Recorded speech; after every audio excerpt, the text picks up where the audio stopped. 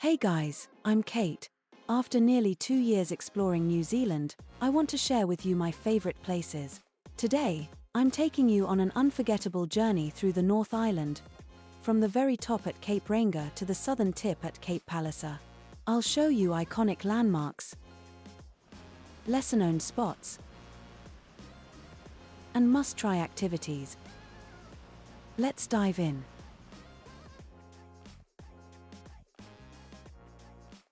Our first stop is Cape Reinga, the northernmost point of New Zealand.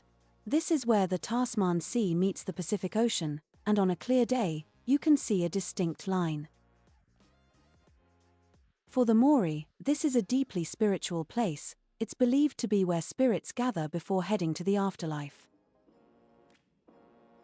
Just a short drive away, you'll find the giant sand dunes. It's easy to spend nearly an entire day there, renting boards and laughing your way down the slopes. If you've never tried sandboarding, definitely add it to your list.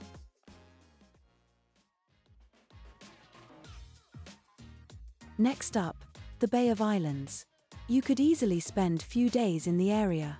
There's so much to do here: kayaking, dolphin watching, skydiving, or just hopping between the 144 islands. I didn't have much time, so I hopped on the ferry to Russell, New Zealand's first capital.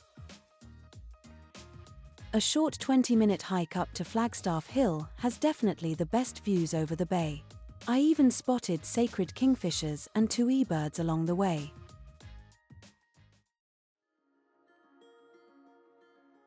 For more coastal gems, we are heading to Whangarei Heads, a true paradise for beach lovers and hikers alike. It is home to the challenging Te Wara track with jaw-dropping coastal views. But for a more laid-back experience, the Smuggler's Bay Loop is a peaceful alternative, with beaches that look straight out of a postcard. And don't miss Mount Manaia, my favorite sunrise spot in the area. It's a steep climb, but trust me, the views from the top are worth every step.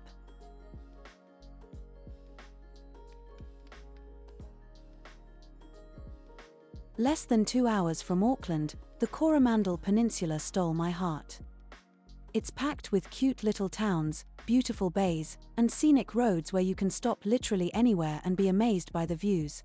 One of my favorite stops? A pottery workshop at Driving Creek. It was my first time spinning clay on a wheel, and I loved it. Such a cool artistic space with a gallery and gardens, definitely a fun break from the road. And if you have a chance, do not miss the sunrise kayak to Cathedral Cove. Imagine kayaking as the sun rises, lighting up the limestone cliffs. It's a pure magic.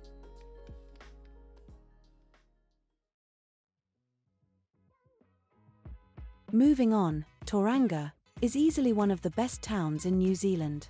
I didn't expect much, but wow, this place has it all. Beautiful beaches, awesome hiking trails, great food. It's the perfect blend of city and nature. Hiking Mount Whanganui is a must.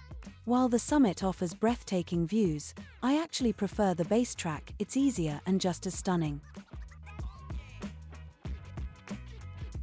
And don't miss Omanawa Falls, a hidden 35-meter waterfall just 20 minutes away.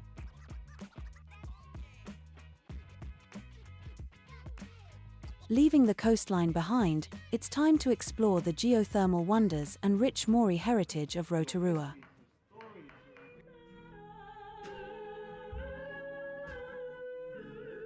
You'll know you're getting close because of the smell. Yep, that's the sulfur. Everywhere you look, the ground is steaming and bubbling. That looks straight out of a sci-fi movie.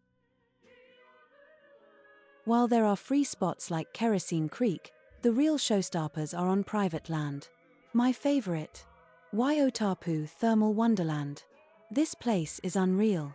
18 square kilometers of colorful hot springs, bubbling mud pools, and steaming craters. Walking through it felt like exploring a natural art gallery, sculpted by thousands of years of geothermal activity.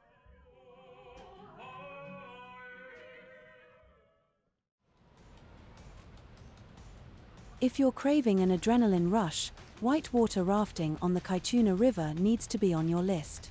This river is home to Tutia Falls, the world's highest commercially rafted waterfall. When I arrived, I couldn't help but stop and stare. The sheer power of the water was awe-inspiring. It felt like nature was putting on a show. Once we hit the river, the real fun began. Paddling in sync as a team, we powered through rapids and twists, following our guide's every command. And the highlight, the drop at Tutia Falls at 7 meters, is possibly one of the most thrilling experiences of my life.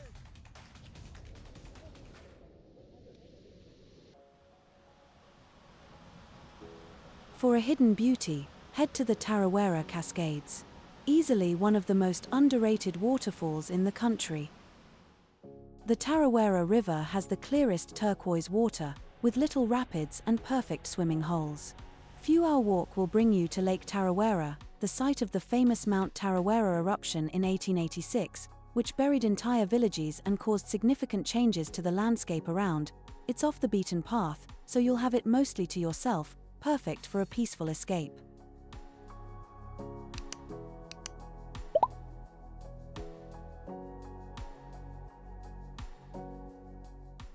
Up next we have the largest lake in New Zealand, Lake Taupō. It's huge. The sheer size of it blew my mind when I realized that the entire lake is the caldera of the massive Taupō volcano. And thanks to the area's geothermal activity, at certain spots along the lake's edge, you can find naturally heated water flowing in. There are several spots around here worth a visit.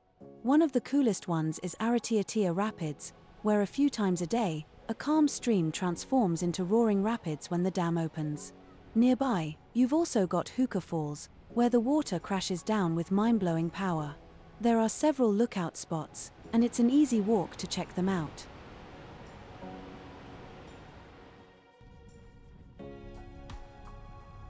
Just outside Lake Taupō, Tongariro National Park is one of the best hiking spots in New Zealand. This place was high on my bucket list, and it did not disappoint. The Tongariro Northern Circuit takes you through an active volcanic zone. It's 50 kilometers of stunning variety. One moment, you're in a barren volcanic desert, and the next, you're surrounded by lush native flora. I powered through in 2 days, but if you've got the time, take it slower.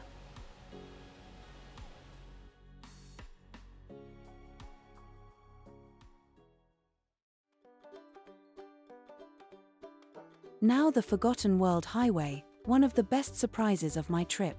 This 155-kilometer drive winds through ancient forests, rugged hills, and nearly deserted settlements. Some of which have fascinating stories, like the Republic of Whangamomona.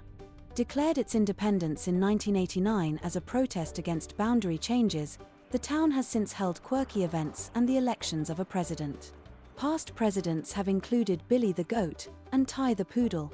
Yeah, you heard it right. Driving this road feels like stepping back in time, rugged, remote, and totally unique.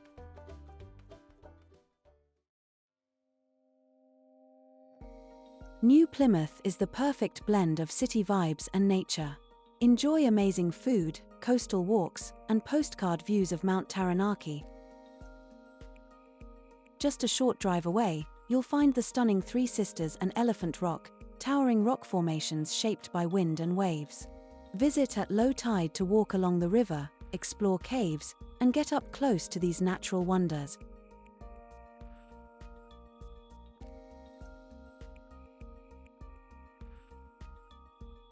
Speaking of Mount Taranaki, this iconic volcano is a destination in itself. You can challenge yourself to climb all the way to the summit, or if you're like me and prefer something easier, hike to Pukai Tarns. The trail is well maintained, with boardwalks and stairs, making it super accessible. For shorter walks, check out Wilkie's Pools or Dawson Falls. Both are stunning and full of charm. The flora here is incredible. I've never seen so many different species of ferns and mosses in one place. And can you imagine some trees are over 2,500 years old?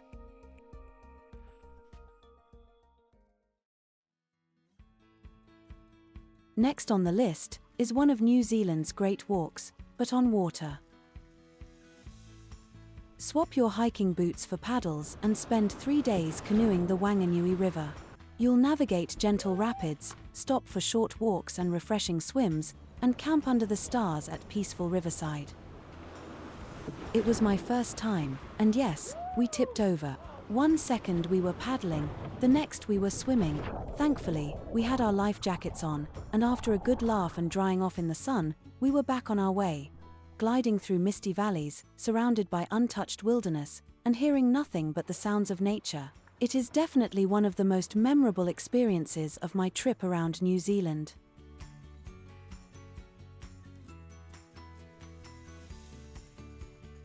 If you love coastal views and scenic hikes, you'll want to check out the Kapiti Coast.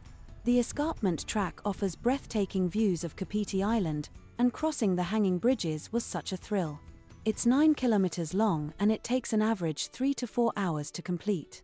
On the way back, I took the train. It runs along the coast, and the views were just as stunning.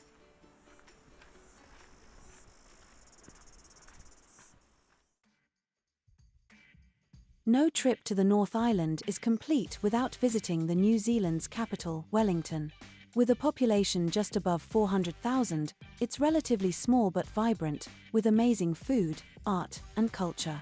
My personal highlight is Te Papa Museum. I spent an entire day there. It's massive, interactive, and completely free. For stunning city views, head to Mount Victoria Lookout. The climb is absolutely worth it.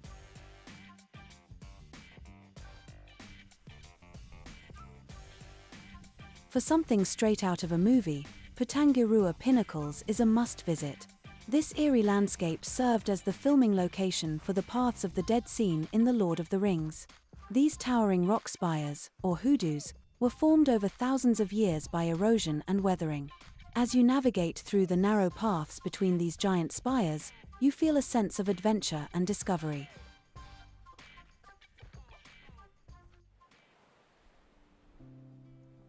Our final stop, Cape Palliser, is the southernmost point of the North Island.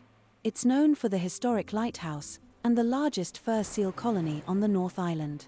Climbing 250 steps to the lighthouse might have been daunting but was totally worth it. Standing at the edge of the cliffs and looking out at the South Island in the distance, there is a sense of accomplishment from the unforgettable North Island adventures, with excitement for the ones ahead.